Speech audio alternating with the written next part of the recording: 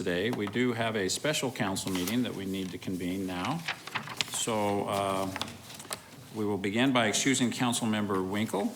And the first item on our agenda for this meeting is to conduct a hearing on the proposed fiscal year 2017-18 budget and the proposed fiscal year 2017-18 secondary property tax. So I hereby declare the public hearing open. Ms. Mickelson, I have 3 blue cards. Do we have any additional requests to speak? No additional requests, sir. Okay. That being the case, I will call these 3 individuals up to provide, please close that door when you leave, folks. It's a little bit loud. So we'll begin by inviting Mark Svoboda, Mark, to come forward. Mark, please give us your address. We look forward to hearing you speak. Thank you, Mayor and Council. My name is Mark Swoboda. I live at 31 West 2nd Street, downtown Mesa. I'm the director of the Downtown Mesa Festival of the Arts, and I'm here to advocate for a prioritized budget in favor of public safety. Running a publicly accessible festival 14 to 16 times a year and growing as we have, public safety is extremely important to us. As we have we average between 3,000 and 5,000 visitors every festival we have, and injuries happen. We have an issue with homeless and stuff like that. And with our police and fire departments, they need the budget to be able to respond. As the city grows, we are now the 36th or 35th largest city in the United States. Police and fire need to be able to keep up, and they need the budget to do that and to be able to respond to little calls, big calls, whatever. The budget needs to be there to give them the resources. So I'd like to thank you for your time. Thank you, Mark. Next, we'll hear from Nate Gafford.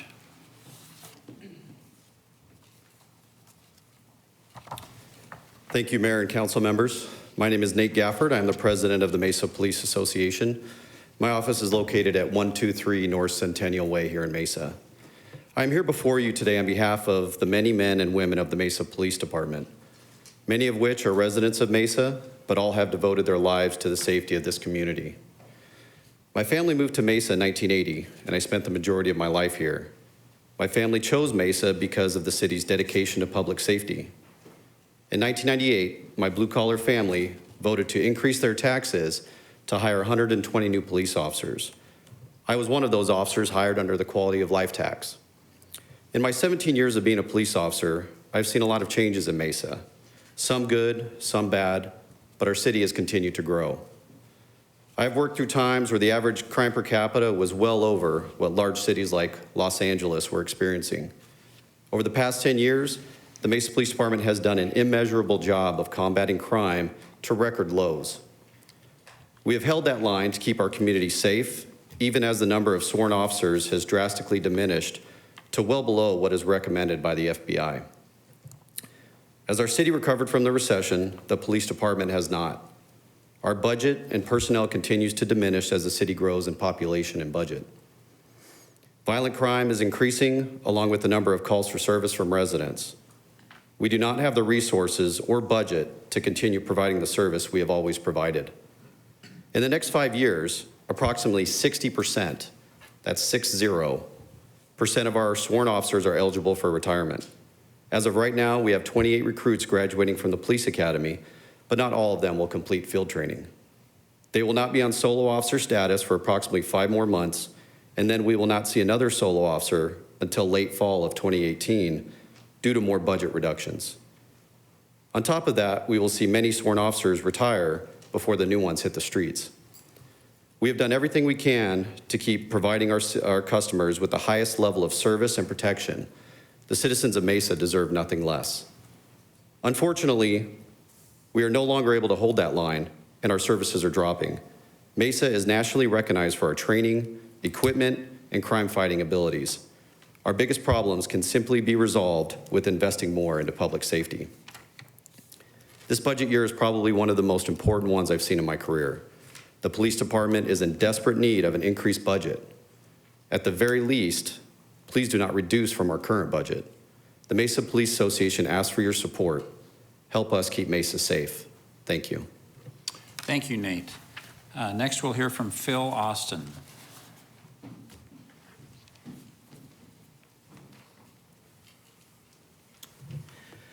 Mr. Mayor, members of the council, I'm Phil Austin. I reside at 8678 East Nora Street in Mesa. I come here as the chairman of the East Valley Hispanic Chamber of Commerce. I'd first like to state that we really are enjoying our collaboration with the city on various fronts. Here, as you may know, we have entered into a contract with the city to promote what our goal is, to promote the economic development of small businesses throughout the East Valley, and particularly since we're housed in Mesa and Mesa.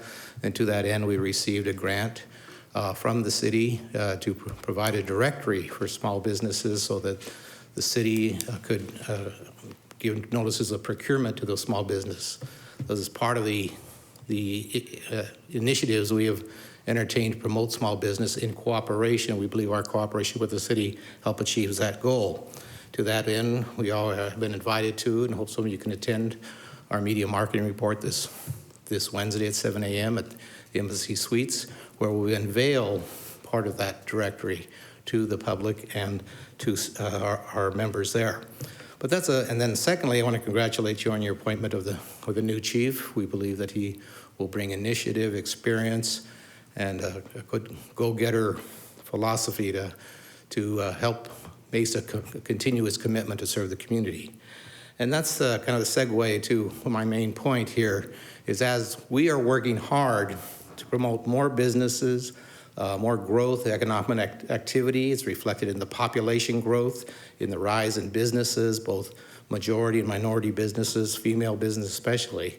I learned from working with Chief Gastelum that there's a symbiotic relationship between law enforcement and business, that they work with one another to promote both economic, we need safe communities to promote economic development, and the police need the help of small businesses to deter crime. And to that end, we urge the City Council to do everything they can. We understand you have budgetary constraints, but do all you can to look into all the recesses of the budget and to try to find funds to increase our police and fire, increase that beneficial relationship we have with businesses. You know, I don't have to quote you the demographic changes, the increases of population and businesses can bore you for that. You all know that, but that relates to an increased need for public safety so that both can benefit. So I just urge you to do everything you can to overcome the issues that would allow you to fund public safety to the levels that we need to for our community. Thank you very much. Thank you, Phil. Next, we'll hear from Augie Gastelum.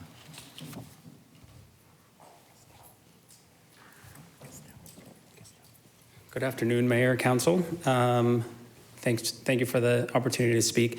I know that you guys as a council face some really difficult decisions as it relates to the budget. This year in particular, I know has been a difficult one. And I know that last year we, as a community, really pushed for public safety to be prioritized by our citizens, and unfortunately that effort didn't succeed. But that doesn't mean that the need that we articulated last year isn't still there. And as a council, I know you have very difficult decisions, and so I'm asking you to, as the others before me have said, to prioritize some of the public safety funding that is maybe being lost or not added to. As I have a 2-year-old daughter and another daughter on the way coming in October, and over the past 2 years, congratulations. Thank you. So over the past 2 years, my perspective on things has changed a lot, as you guys can imagine. And the decisions or the way that I process things as it relates to how it affects our city is much different. It's no longer thinking about me, myself, and my neighbors and my friends. It's thinking about how is my daughter going to be affected 10 years, 20 years from now, and the decisions that we're making right now are really decisions that will affect her. Mesa historically has been well known around the country for our innovation and in public safety with police and fire. And that's one of the staples of our city. So again, I ask you to prioritize public safety in the current budget. Thank you. Thank you, Augie, and that was a great agenda reveal on Channel 11. Congratulations on your daughter. Any other requests to speak? Okay, council, any comments on this item? Mayor, can I just Yes. Just real quickly. Thank you, Mr. Brady. And while I know it's been a while since we've looked at numbers with the council on the budget, but just as kind of a reminder for everyone, certainly this has been a challenging year in the budget. But as far as priorities, I want to remind the council where we've set our priorities. Certainly it continues to be in public safety to the point where even in this very difficult budget, we added another $9 million total to public safety. And that does not include the $5 million that we added for radios and records management systems. So that's an addition. So certainly we wish we could do more. And some of the modifications we had to make in the budget, we wish we didn't have to do. But still, at the end of the day, we added $9 million to public safety, as both police and fire. And then again, in addition to that, another $5 million for radios and records management systems. I think I'm saying that right, Candace? Yep. So I just want to, it is a priority, and it continues to be relative to the available resources we have. Thank you. Thank you, Mr. Brady. I was going to make that point as well, because we are not reducing public safety funding, we are increasing public safety funding, but that we did ask all of the departments, including both of our great public safety departments, to make cuts, and they responded. So, so thank you for helping us to shoulder the challenge of making our budget work this year.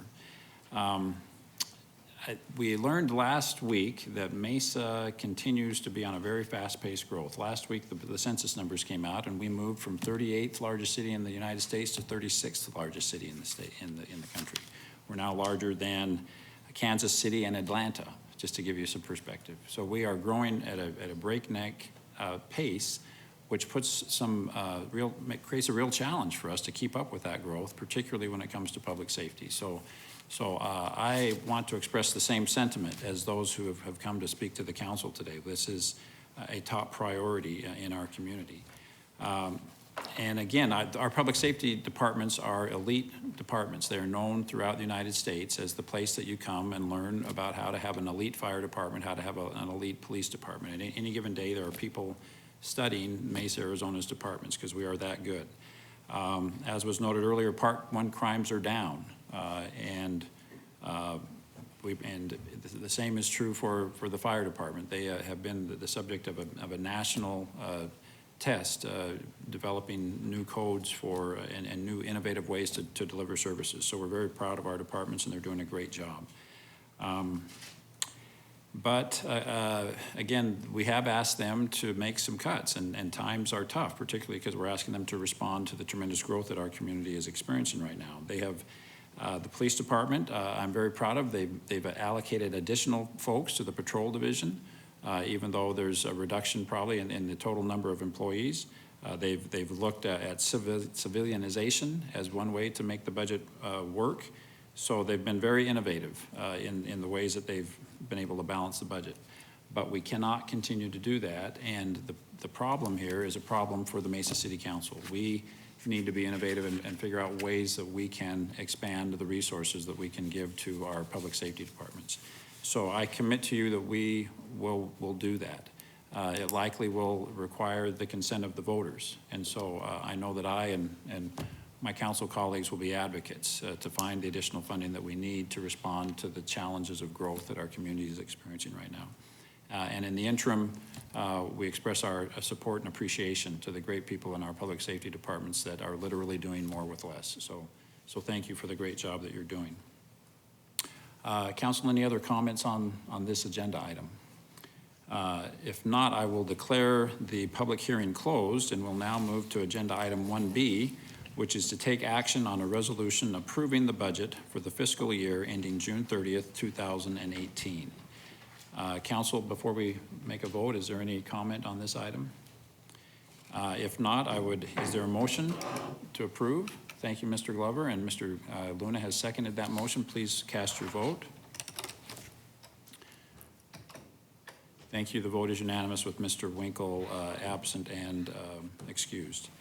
The next item on our agenda for this meeting is to adjourn. Is there a motion to that effect? Thank you, Mr. Luna. All in favor, please say aye. Aye. We are adjourned.